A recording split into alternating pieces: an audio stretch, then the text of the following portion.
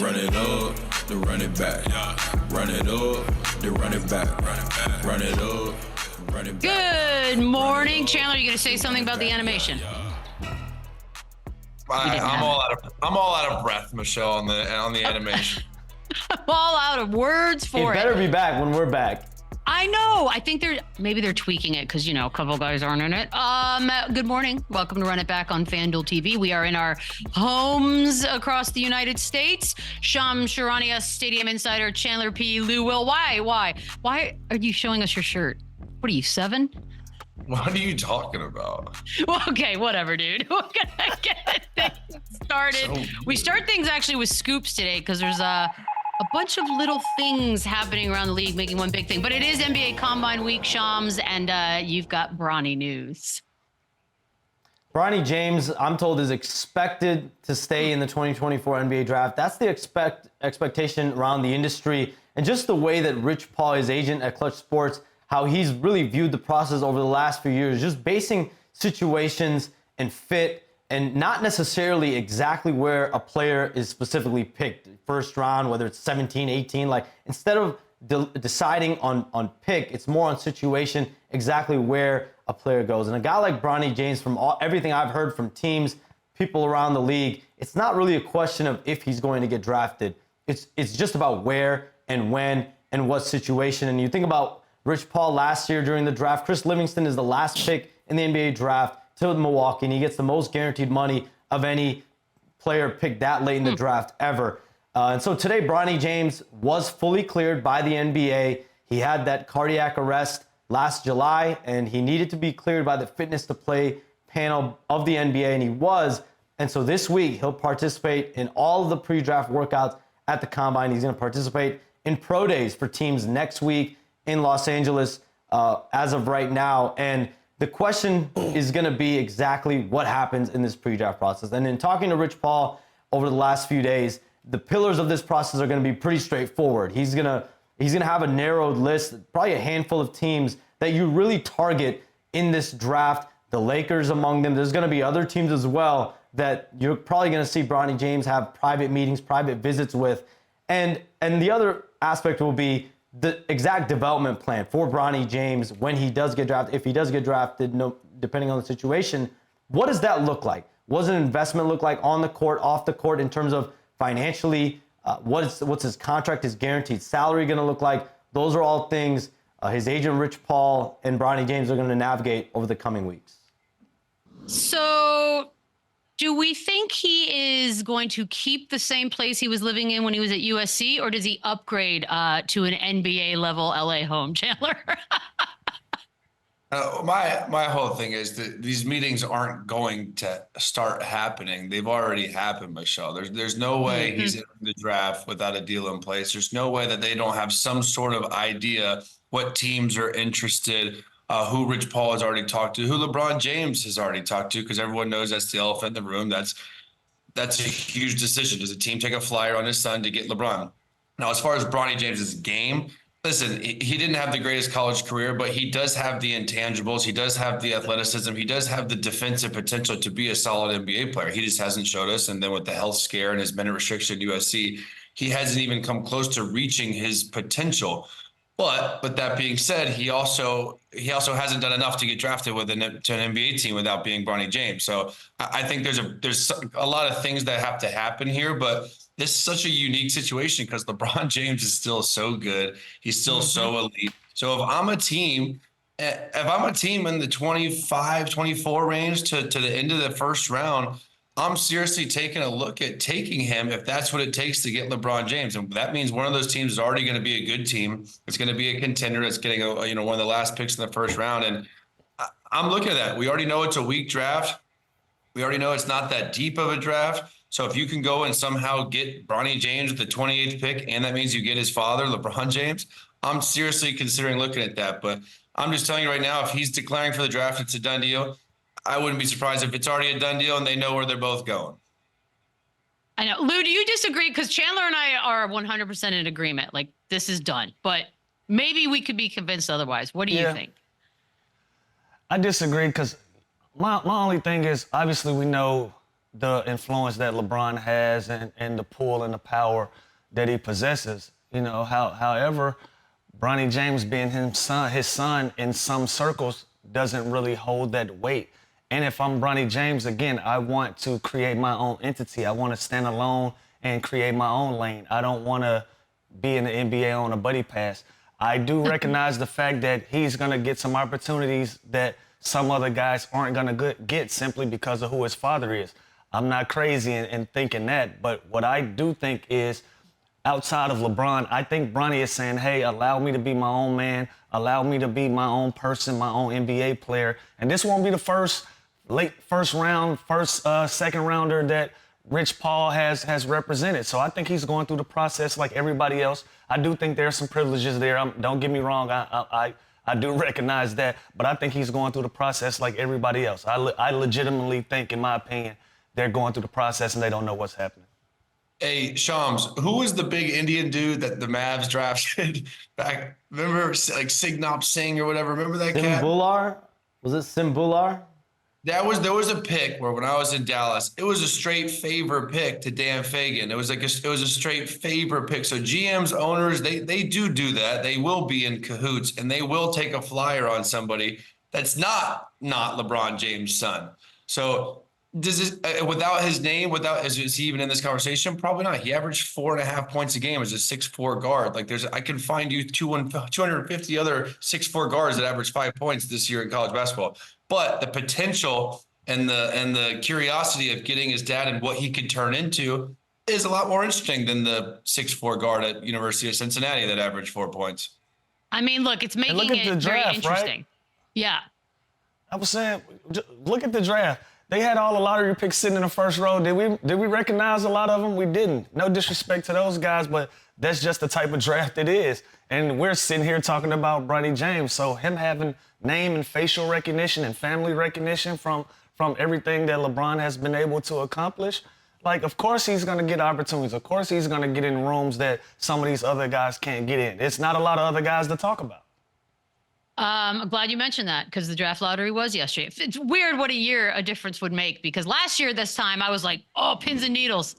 It happened. Hawks won it. They had a 3% chance to get that pick, and they got it. And poor Detroit Pistons, just a shout out to them. They had the best odds, and then worst case scenario, got the 5th pick. But that being said, Shams, with Atlanta getting the #1 spot, and we know, it seems like every offseason we're thinking they're going to do something, shop around. Does it change any of the plans they might have had? For the #1 pick, their decision is going to be, do you go big with a guy like Alex Sarr, or do you go more on the guard front? There are a few options there as well.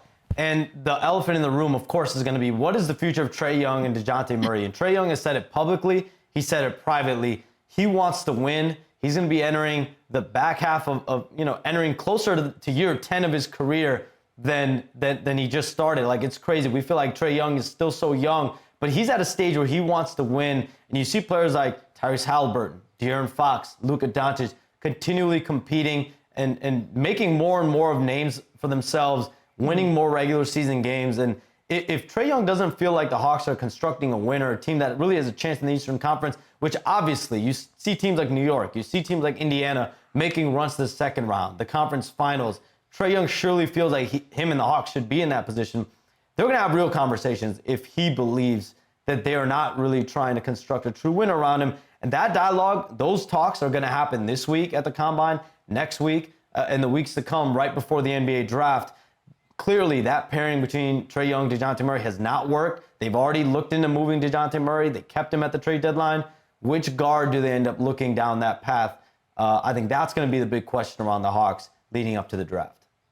Crazy. Like, what do you guys do? Lou, you're in Atlanta. Do you trade the #1 pick and try to build with the known?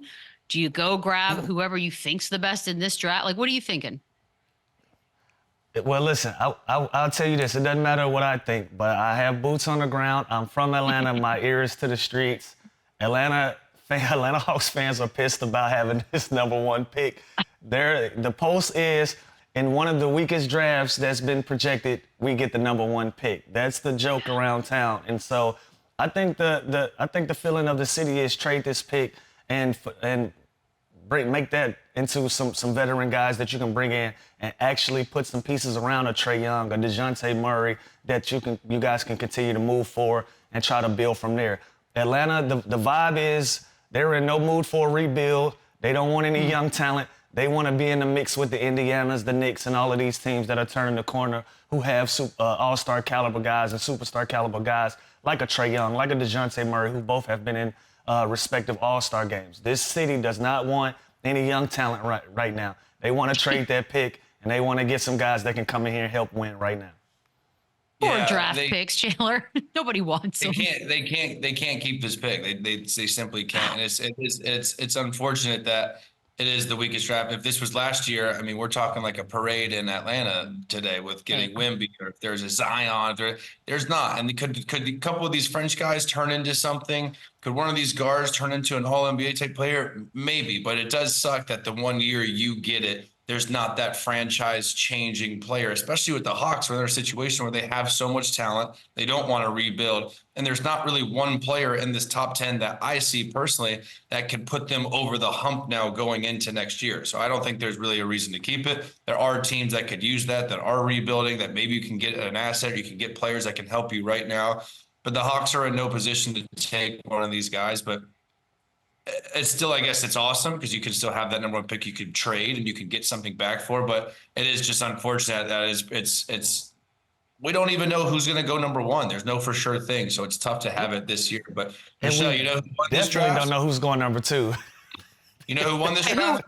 Who? The San Antonio Spurs, because they get to go to 4, which none of 1, 2, 3 is going to be the point guards from Kentucky. So they're going to at least get a chance at one of those 2 guards, which is exactly what they need. And then the 8th pick, they're still going to be one of these athletic wings or a big man. There's going to be someone still available. So now, if I'm San Antonio, I'd rather have 4 and 8 than the number 1 pick. I think they really did well last night.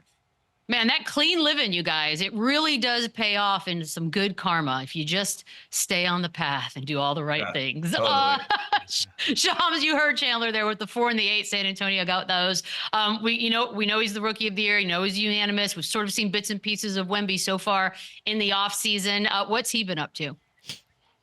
Everyone is impressed by Victor Wembanyama's level of focus, his determination. He just won Rookie of the Year, but he's just not satisfied. And he took a short time off after the season ended. And I'm told he's already begun 2-a-day workouts. He's been at it for weeks now. He's been fully immersed in their off season so far in the workouts in San Antonio.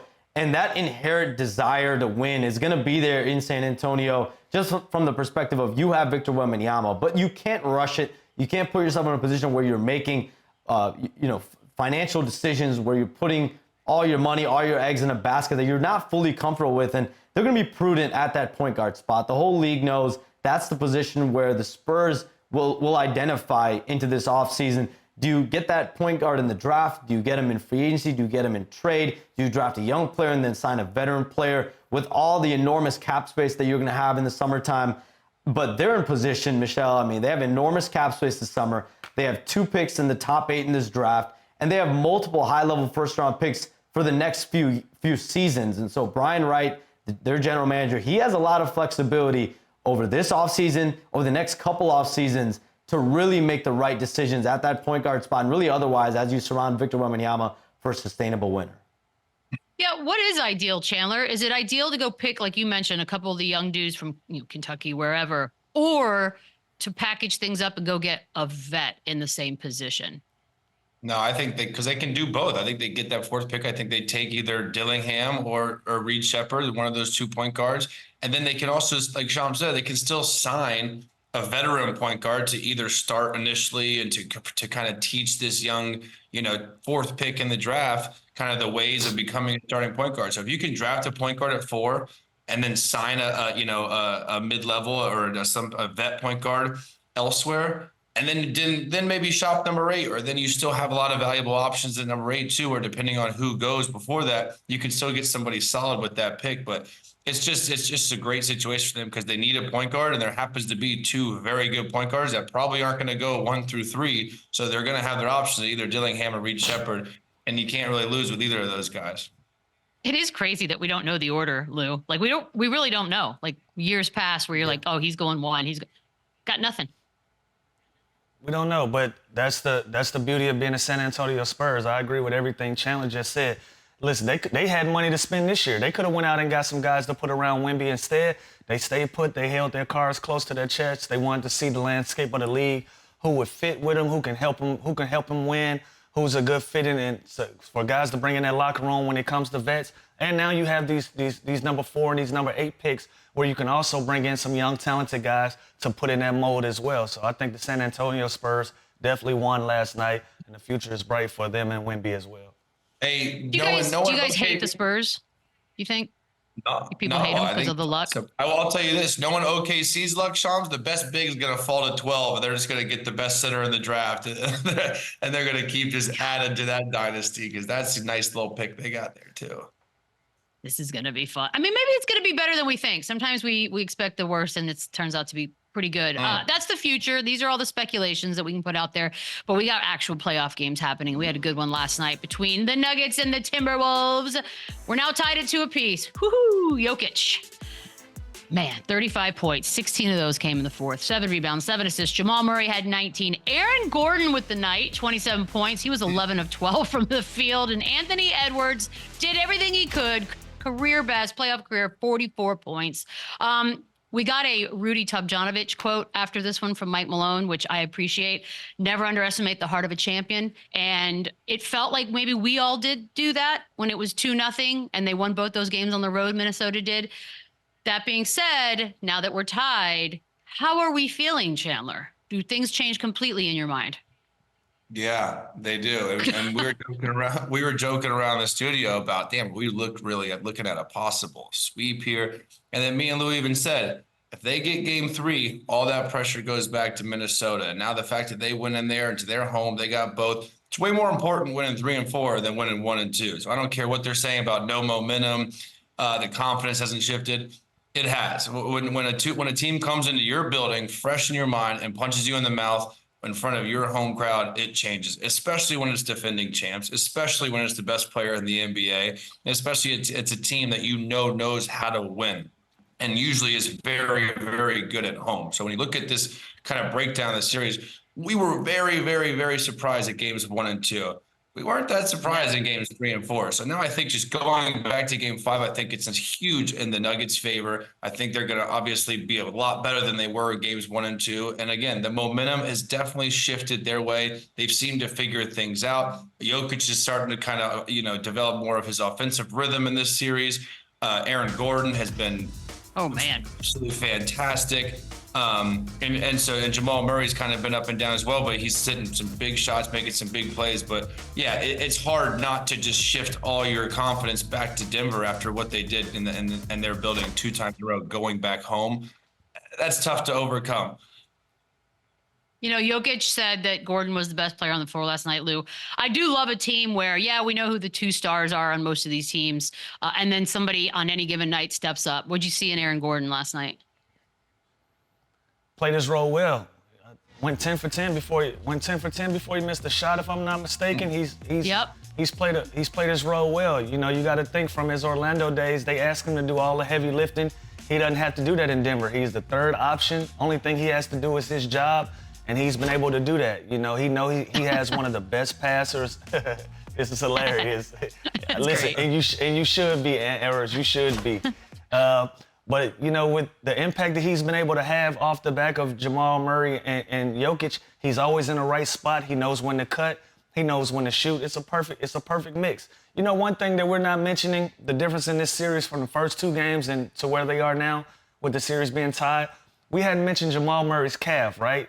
Games 3 and 4, I think he's gotten back into form. His calf is giving him an opportunity to get his rhythm back. You can see he's flowing. Even though he didn't have an explosive scoring night, he was a facilitator. He was making plays. He was a playmaker last night, and that's exactly what that team needed.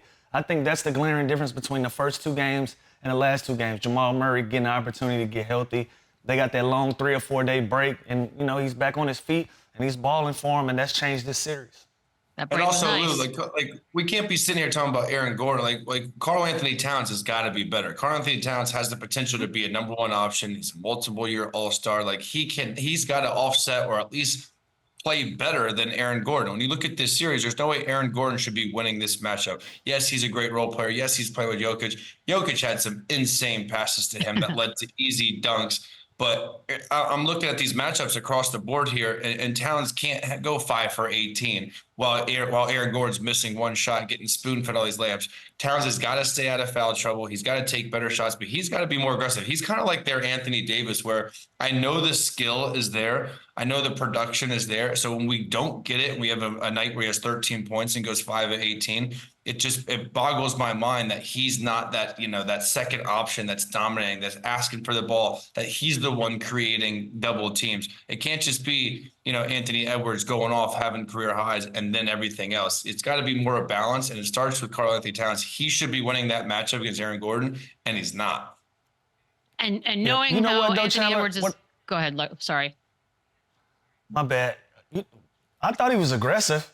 I just didn't think he made a shot, right? Even down that stretch when they were trying to make a run and Ant-Man was doing his thing, Cat was still taking those shots. He was still putting his back to the basket, squaring up, facing up, even taking his three-pointers. He was just inefficient. And like you said, he just has to play better. I don't think he has to be more aggressive. He just has to play better. He got to turn a 5-18 night into 11 for 18 night, and that'll set off the Aaron Gordon matchup. But until then, this is going to be a tough one, man. And Anthony Edwards thinking that the momentum hasn't switched. I think this is the first quote I've heard from Ant-Man that I disagree with this entire postseason.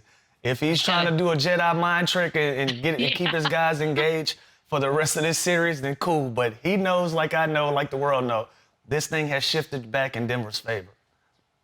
Yes, it has, Shams. At least it looks like. What a wonky series. Nobody can win at home. What'd you see? I thought the adjustment that the Nuggets made, putting the ball in Aaron Gordon's hand, and you saw the way he was able to bring Rudy Gobert out of the paint and bring the other big men out of the paint. I thought that was a big change. And shout out Aaron Gordon. I know we talked about Chandler just hit on Karl-Anthony Towns, his lack of production last night, but third player in NBA history to have 25 points, 5 rebounds, 5 assists on 90% shooting in an NBA playoff game. The way that he performed, he brought it on both ends of the floor, and then being able to have the ball in his hands, the shots he hit, I think Rudy Gobert said he turned into Kobe Bryant. I mean, that's an interesting comparison, of course. But they made adjustments. Jamal Murray, you're seeing him continue to get healthy, playing more explosively. But Aaron Gordon, obviously, the complete X factor. And if he plays like this, Denver obviously is in pole position. Yeah, there was a fun exchange at the end of this one between Ant and Jamal Murray. Here's Ant talking about that.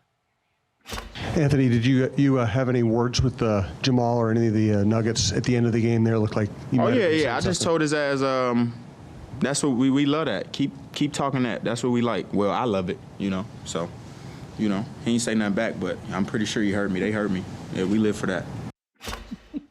I just think he's the best. He's the best. He's the absolute best. He's like the most. I wish there was somebody on that team that was just a little bit like closer to him personality-wise. I mean, I know I'm asking a lot there since he's kind of a special dude, but maybe he is doing Jedi mind tricks, Lou. I mean, you kind of have to be the face of the positivity movement, right? If you're him. Yeah, and you know what else? He's so young, and these are his first experiences. Like, he's a little naive to how this works, and that's gonna work in his favor. For him to not understand what it takes to win playoff series after playoff series, and him having this blind confidence, sometimes you need that as a basketball team. You need your leader to be like, I don't care what happened. Listen, I'm falling on deaf ears. I'm not reading the room. I don't care. We're still in good shape. That's great leadership right there. It can kind of look crazy at times. When you lose a game and you're talking the trash, it can kind of look crazy. When you lose 2 in a row and you think that the momentum hasn't switched, you can kind of look crazy. And like I said, sometimes when you don't understand what's going on, that can work in your favor. So I'm cool with it. I love it. The craziest thing to me that he does, obviously his game on the court is insane, the way he's a two-way player, but just how he carries himself at 22 years old with the media, with how he doesn't blame, anybody, the coaching staff, the adjustments, the referees. He just owns up to everything. He's so mature. He's wise, well above his years. So I like this. Like Lou said, maybe it's a little bit of ignorance is bliss here, and he's never been there, so he doesn't know how serious this is. And he's definitely wrong on the momentum part. That it is all back in Denver.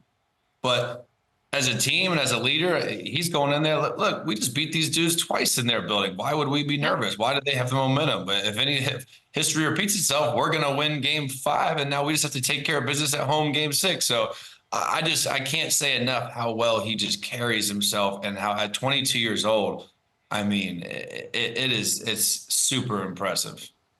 It's fun to watch. The end of the first half last night, I thought I blacked out or just something weird was happening, because it was just sloppy on the part of Minnesota. So much so, in fact, that they allowed the Nuggets to score 8 points in a matter of 20 seconds, not even. And then the final margin ended up being 8 points. I mean, look, I'm not a coach, Chandler, but I'd imagine if you're a coach of any level of basketball, you're going to use this as an example of play through the end here. What happened? Yeah, you got to just close out quarters. You got to close out halves. This is when the momentum changed. If they doesn't think they have the momentum, it started right here at the end of the second half. Because when you play sloppy like this, it's classic. Like when you're a player and you don't box out, right? And you just the ball is going to bounce to your guy, and you're not going to get rewarded for not boxing out. You have to do your job. You have to clean up things. And they got really sloppy here. They gave up a wide open 3.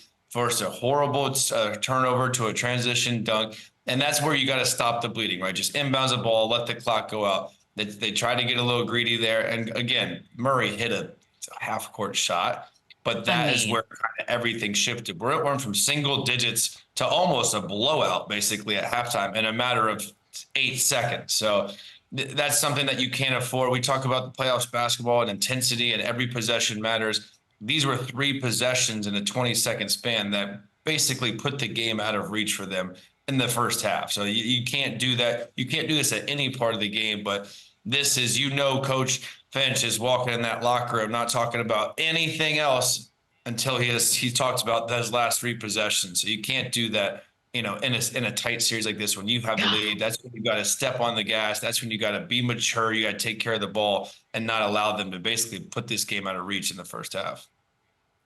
It was ugly, Lou. Lou's a coach, so I'd imagine you're using this.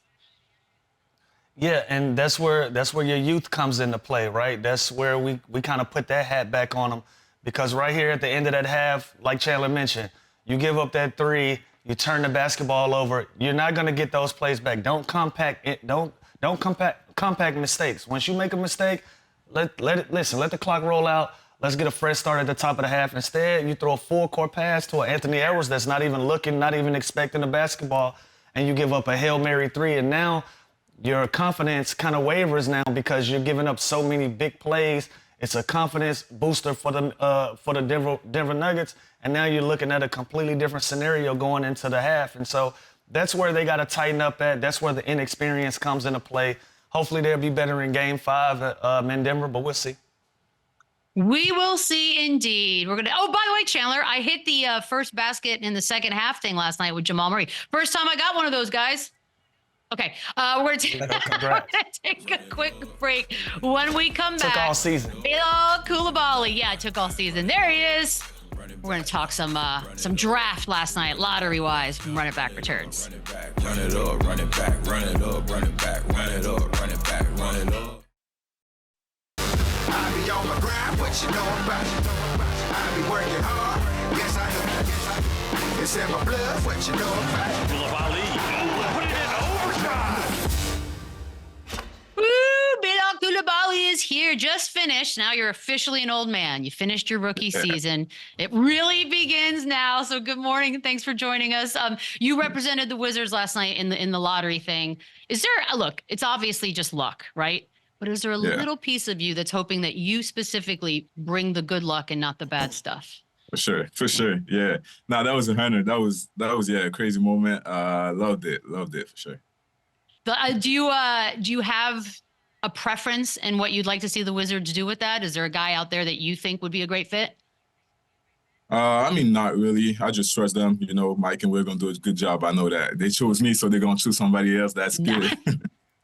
Good answer. Good answer. Bilal, you were off to a great start for your rookie season. When you were a bright spot, you did fracture your wrist in March, missed the rest of the season. How are you doing now? Where are you at? Obviously, you've got a big off season now. Yeah, I feel way better. Just finished my workout. I'm starting to shoot a little bit more with my right hand, dribble with my right hand. So, yeah, I feel really good. Do you feel like you'll be ready in time for the Olympics? Do you hope to play on Team France? And how do you view your offseason? What are your focuses this offseason? Yeah, I'm just working hard. I hope I make the team. I'm supposed to be good, I guess, with my right wrist. So, just working out to make the team.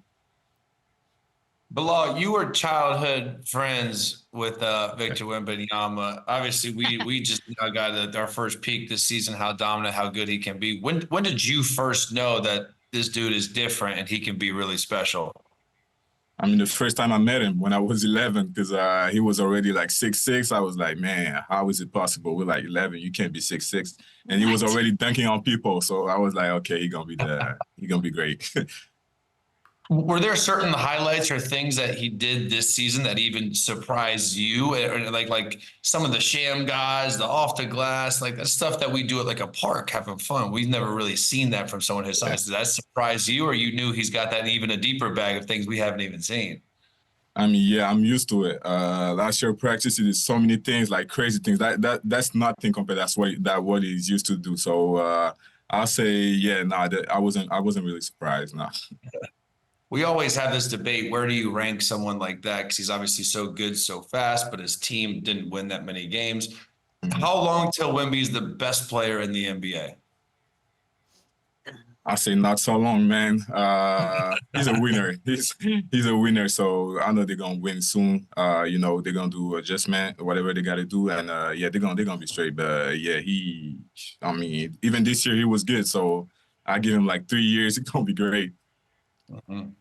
I like 3. You got to give us something good. What is something we don't know about Victor? Because he's so serious all the time. He doesn't give us a lot of his personality. Does he have fun? Is he a funny person? Give us something we don't know about Victor. Give us a Victor Wembanyama story. Yeah, he's funny, but he really, really smart. Like, that's crazy. Sometimes I used to have conversation with him. I was like, he was learning me. He was teaching me something new every single day. So I was like, okay, man, you way too smart.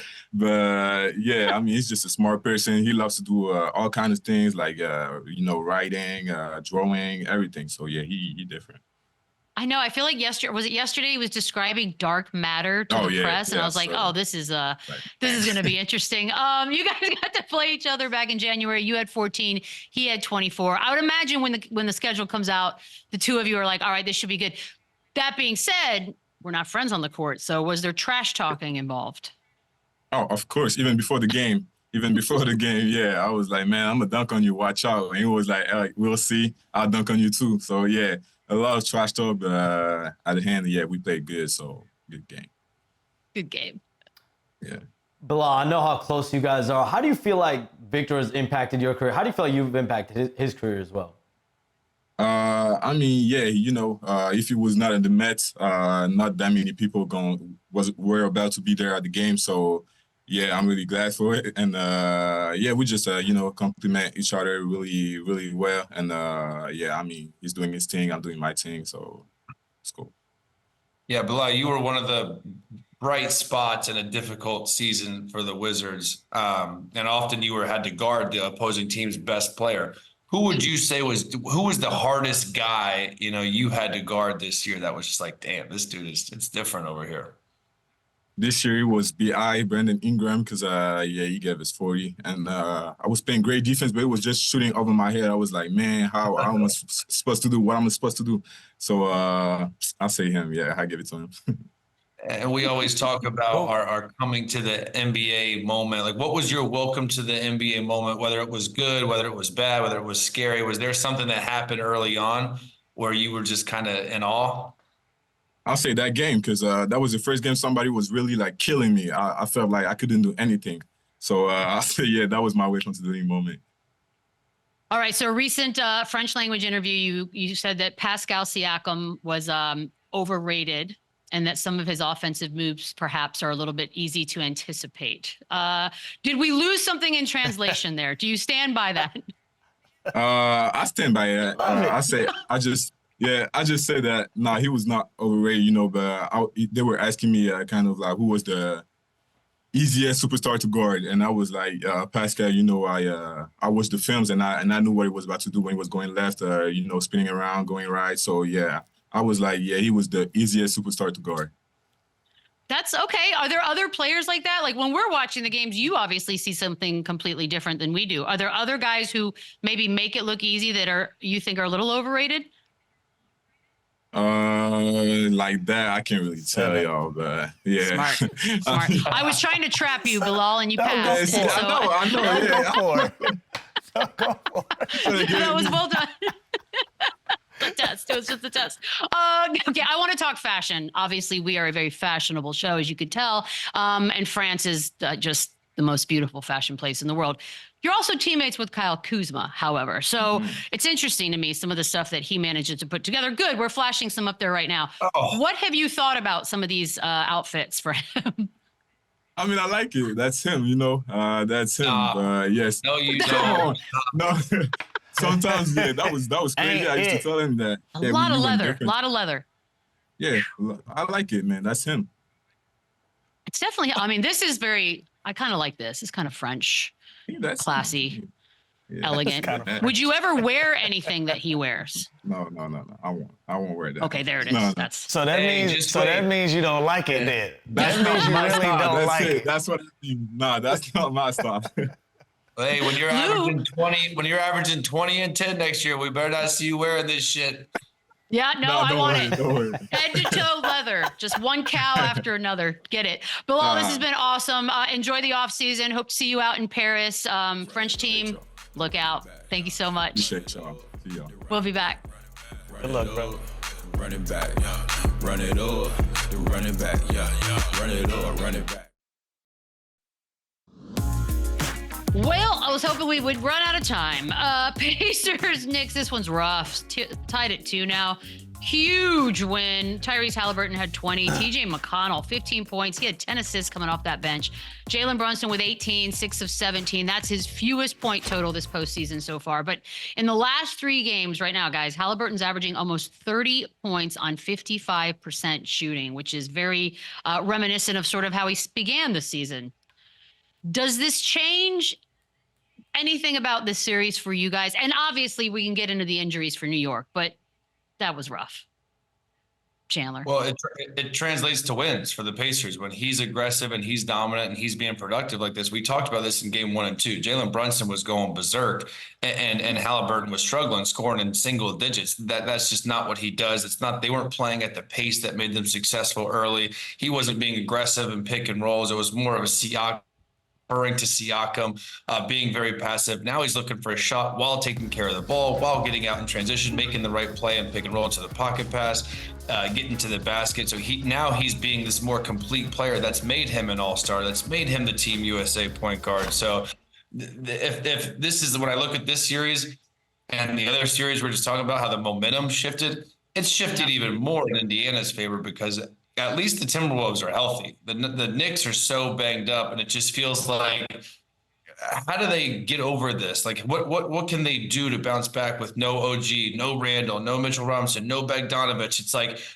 all these guys playing all these minutes, and now they're slowing down. So when you see a guy like DiVincenzo have this off night, it's like, damn, it is his legs. It's Josh Hart tired. Is Jalen Brunson exhausted? So, and then you're playing on top of that, you're playing against the fastest paced team in the NBA. So it's a great bounce back for Indiana. Obviously, now the series goes back to New York, but I think all the momentum is in Indiana's favor. And ever since Haliburton has turned it on, they've been beating the brakes off him. It hasn't even been close. When you get production from him, and then their backup point guard, PJ McConnell, has been unbelievable. Now you're talking about them offsetting this Jalen Brunson, greatest Knick of all time. Now they're getting the same amount of production on the other side. Yeah, Lou, I think this is when it's all said and done. Knicks fans are going to be left with what could have been because TJ McConnell alone on Jalen Brunson has been a game within the game. He's got second double-double in 3 games. He's a nuisance out there, which is a wonderful thing if you're a Pacers fan. He's been impactful, both ends of the floor. He's played with energy. He's played with confidence. He's been efficient. He's been everything that you want from your backup guard when a Tyrese Haliburton goes out of the game or when you want to move him over to that 2 spot and allow him to play off the basketball and relieve some pressure. Look at him, man. TJ McConnell's not known to be a three-point shooting guy, but he's stepping in, he's taking open shots, and he's making the New York Knicks pay for how they're guarding him.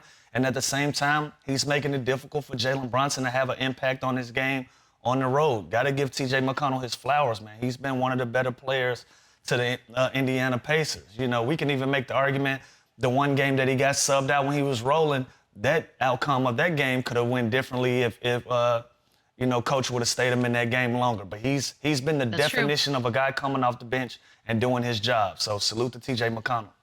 Yeah, hey, can I ask a serious question about his celebration? You guys notice what he does when he makes a three? He does this. Oh, I like that. Subtle. But how many times till they not let him do? Because doesn't that mean the same? Stop telling. Just tell it. Maybe in the garden. Stop telling. Like when he is does he doing that on you, purpose?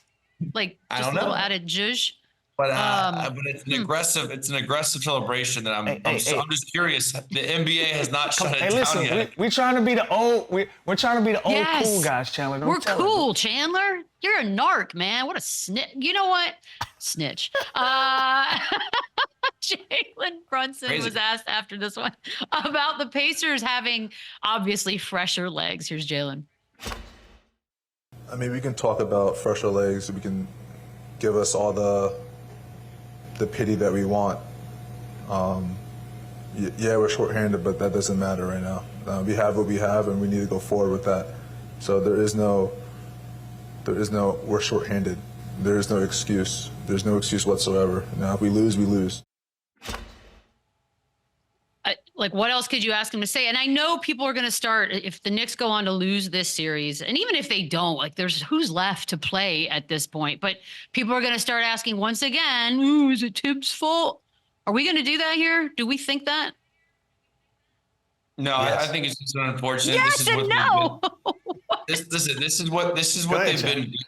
is what they've been good at, and yet they're four of their best players are literally out. So it's almost like they do have an excuse for losing this series. On the Boston Celtics, I'm hoping the Knicks somehow pull a series out because that would be a much easier series for them, how depleted they are. But is it Tibbs' fault? Again, this is why we were concerned initially, because when injuries do start to happen and things linger and now guys are missing games, and there's just an obvious, glaring, huge minutes being played by that, it's hard not to look at that, right? And this is why that players poll came out with guys don't want to play with for him, because it doesn't last. You can't sustain it in such a long season. So is he going to be a fall guy? Are they going to follow him? No, I think they think, all right, let's maybe manage this a little bit better next year. Let's use our bench a little bit better. Let's sign some guys that we trust, that Tibbs likes in this system and his role, not like an Evan Fournier type where Tibbs is just not going to play him. So yeah, I think in my opinion, it does follow him, but I don't think in the big picture of media, it's not like he's going to lose his job. He's going to have a great team going in next year. It's just they have to stay healthy. But a lot of teams look at across the board.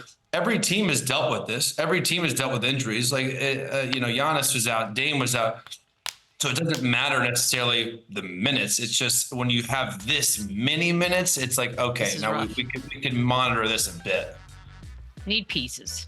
Lou, you disagree completely? That's where I'm gonna disagree, because all teams are dealing with injuries. But let's look at the type of injury. Even OG, that's a hamstring. You know what happens when you get into a hamstring injury, Chandler? That's being overworked. That's playing too many minutes. You know what I'm saying? And your body is responding to that. And so that is a question of these guys playing too many minutes. Now that he's seen that he can go to his bench and he can get some production out of Alec Burks and other guys that are on his bench, maybe he'll trust him a little bit more and allow the Josh Harts and the Jalen Brunsons to get 3 to 5 minutes worth of rest, because obviously it's valuable. You got guys dropping like flies. You can't afford to play these guys so many minutes. And this is already starting to begin to be a narrative, right? They're already talking about it in the media. So do they have a built-in out of saying, yes, we're injured, yes, guys are going out, but look at the style of injury that these guys are dealing with. They're dealing with injuries from playing too many minutes. And so now that we're starting to openly discuss it, I think it becomes part of the conversation for Tibbs. I don't think he loses his job, don't get me wrong, but this is his style. So when we talk about guys that want to play in that system, you're looking at this like, man, I ain't going through no 3-hour practice and doing all of that at this point of the season. So that's where I think that's where I disagree with Chandler. Now with everybody out though, how does he change it now? He can't. Like the four of his rotation players are out. So now it's almost like this season, at least he's committed, right? It's 2-2. You can't not play Josh Hart, DiVincenzo, and Jalen Brunson 40+ minutes now. There's literally nobody left to play. So it's only going to get worse this series and the rest of this season. I just think this, if anything, has been eye-opening to him, to the staff, to the front office. Like, okay, we've had a lot of unfortunate injuries that I think could maybe not have happened without playing 40+ minutes. How do we adjust this next year? How do we get in guys we can trust in these situations? Because if you look at them, Bogdanovich, Randall, Robinson, OG, that's 4 guys. These other guys, McBride, Burks, they would not be playing at all, let alone playing, 15, 20 minutes. So I think they have to assemble a deep team that Tibbs trusts they can go to just to avoid even these conversations and these, is it my fault? Is it not Tibbs' fault? Conversations that we're having. And I'm not saying we're geniuses, Chandler, but Alec Burks had 34 points in 2 games. So just saying. They don't have a choice. If you're a human body in a Knicks uniform, you got to play. We are going to take a quick break. We'll come back with That Man Has a Family. Run it up, run it back, yeah. Run it up, run it back, run it up, run it back, run it up, run it. Quick, That Man Has a Family. This was a good one. Gafford, block, boom. That's fun. He's been great. Man, what an addition that he has been. Ugh. Oh, this is not. You know what? That's not even fair. Stop it. It's a foot taller. And a no-look pass. We don't count it. Doesn't count. It's nice, but it is a center against a guard. Yeah, it's nice. He got himself dunked on. He's supposed to be the low man. He's supposed to be there already. Like, okay. This series is like kind of fun. There's just athletic coolness going on. Yeah, that's a good one. Miles Turner again. This is a little more fair. All right. Yeah. Miles Turner sees something he like in New York, man. I don't know. Do the Dallas Mavs go up 3-1 tonight? You know what? My common sense says yes, Chandler. My common sense says yes. What about Boston? Do they go up 3-1? Yes, they do. My common sense also says yes. Common sense is annoying. That's just not good for the culture, Hauser. Good. No, it's not great. Well, yeah, no, it's not good. This is not a good moment for him. I love this culture, one, Derek Lively. Pew pew. Just shut up. That's the fun. wheels always fall off this last segment of the show. It always falls off. Get a little antsy. I'm watching the clock. Just to not get fired in the last 20 seconds. Anything Anthony Edwards does is fine. It's just great. I missed that. Oh, because they were losing. They were. I think I tuned it out. I think I tuned it out. It's always the low man getting bodied today. You gotta get there sooner. No. Yeah. You gotta be there. Guys, we have 2 games tonight. Enjoy them, and we will see y'all bright and early tomorrow. Bye. Run it back, run it up, run it back, run it up.